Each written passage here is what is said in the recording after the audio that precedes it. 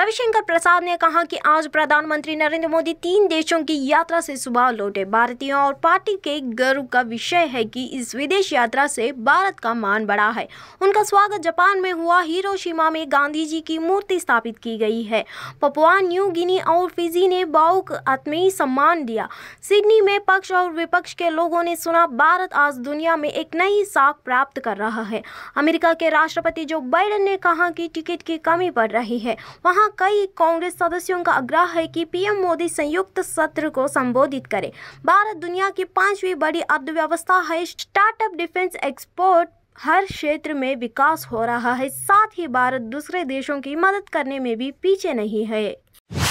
नए संसद भवन का उद्घाटन का मामला सुप्रीम कोर्ट पहुंच गया। सुप्रीम कोर्ट में जनहित याचिका दाखिल कर लोकसभा सचिवालय और भारत सरकार को राष्ट्रपति द्रौपदी मुर्मू द्वारा संसद का उद्घाटन करने का निर्देश देने का मांग की गई है। यह याचिका वकील सीआर जयासुकून ने दाखिल की है। याचिका में कहा गया है कि उद्घाटन समारोह से राष्ट्रपति को बाहर कर भारत सरकार ने भारतीय संविधान का उल्लंघन किया है। बता दें कि नए संसद भवन के उद्घाटन समारोह का बहिष्कार करने का 19 विपक्षी दलों ने ऐलान किया। प्रधानमंत्री नरेंद्र मोदी 28 मई को नए संसद भवन का उद्घाटन करने वाले हैं। याचिका में कहा गया कि संसद भारत का सर्वोच्च विधायी निकाय है। भारतीय संसद में राष्ट्रपति और 2 सदन राज्यसभा और लोक राज्यसभा शामिल है। राष्ट्रपति के पास किसी भी सदन को बुलाने और संसद या लोकसभा को भंग करने की शक्ति है। याचिका में आगे कहा गया कि राष्ट्रपति संसद का एक अभिन्न अंग है। ऐसे में राष्ट्रपति को शिलान्यास समारोह से क्यों दूर रखा गया? यह फैसला कदाचार है और राष्ट्र के लोगों को वंचित करता है। कांग्रेस के राष्ट्रीय अध्यक्ष मल्लिकार्जुन खड़गे की मुश्किल बढ़ सकती है। पंजाब के संगरूर जिला कोर्ट के जज रमनदीप कौर ने शिकायत कर हितेश भारद्वाज की शिकायत पर मल्लिकार्जुन खड़गे को समन जारी किया है। कोर्ट ने 10 जुलाई 2023 को मल्लिकार्जुन खड़गे को खुद अदालत में पेश होने के लिए ऑर्डर जारी किया है। कांग्रेस अध्यक्ष खड़गे और अगर 10 जुलाई को न्यायालय में हाजिर नहीं होंगे तो ऑर्डर में लिखा है कि उनकी गैरहाजिरी डालकर शिकायतकर्ता का पक्ष सुना जाएगा। दरअसल बजरंग दल हिंद के राष्ट्रीय संस्थापक हितेश भारद्वाज की ओर से मल्लिकार्जुन खड़गे पर 100 करोड़ रुपयों की मानहानि का केस किया गया है। उन पर आरोप है कि कर्नाटक चुनाव में कांग्रेस के जारी किए गए मैनिफेस्टो में बजरंग दल की तुलना एंटी नेशनल यानी आतंकवादी संगठनों के साथ की गई है। साथ ही चुनाव जीतने पर बजरंग दल पर बैन लगाने की भी बात की गई है।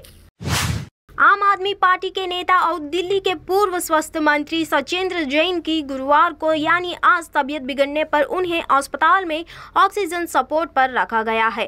पहले उन्हें दिल्ली के दीनदयाल उपाध्याय अस्पताल के जाया गया था, लेकिन वहां से उनको लोकनायक जयप्रकाश अस्पताल के लिए रेफर कर दिया गया। आप नेता को पिछले साल मई को मनी लॉन्ड्रिंग के एक मामले में प्रवर्तन निदेशालय ने गिरफ्तार किया था।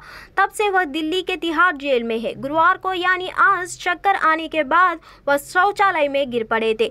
उसके बाद उन्हें अस्पताल लाया गया। आम आदमी पार्टी ने सचिंद्र जैन की सेहत के बारे में कहा, इससे पहले भी जैन एक बार शौचालय में गिर गए थे और उनकी रीढ़ की हड्डी में गंभीर चोट आई थी।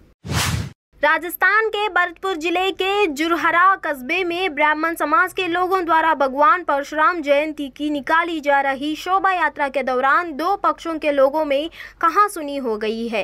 कहासुनी के दौरान ही दोनों पक्षों की तरफ से पथराव शुरू हो गया। भगवान परशुराम जयंती की शोभा यात्रा में पथराव की मिलते ही पुलिस के आला अधिकारी मौके पर पहुंचे और दोनों पक्षों में शांति कराई और 3 लोगों को गिरफ्तार किया गया है। भरतपुर के मेवात क्षेत्र में जुरहरा कस्बे में ब्राह्मण समाज द्वारा भगवान परशुराम जयंती की शोभा यात्रा निकाली जा रही थी।